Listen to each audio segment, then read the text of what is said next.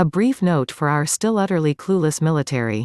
January 21, 2020 by Anna von Reitz.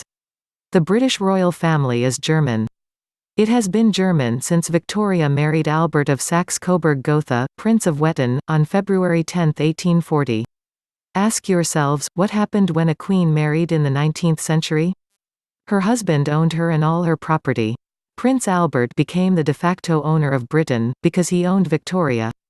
The power of the British monarchy and everything else resides in the House of Wettin to this day. The British aristocracy and the German aristocracy were one in the same during both the First and Second World Wars. Two faces of the same coin. That's why you get those photos of the King and Queen Mother giving the Nazi salute, and the young Elizabeth wearing a Nazi armband, and come to think of it, why in blazes does Reinhard Heydrich, Himmler's second-in-command, bear such a striking resemblance to Prince Charles? Military intelligence? You dolts couldn't find your way out of a paper bag with a 10,000 lumen LED flashlight and a guide dog. The problem is not and has never been the Russians. The problem is now and has always been the Nazis.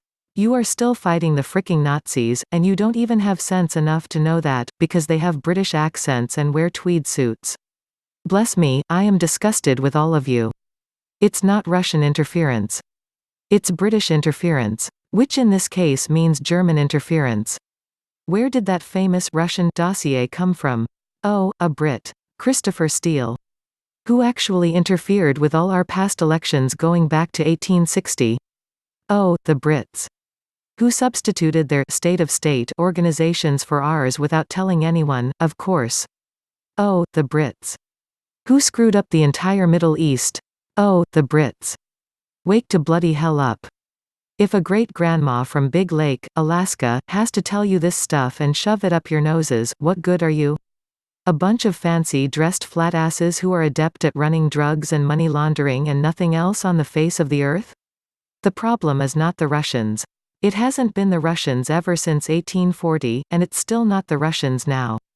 If you don't grasp that simple, straightforward, obvious, 100% true and verifiable fact, my next suggestion to you is to get serious about your German language studies and bone up fast.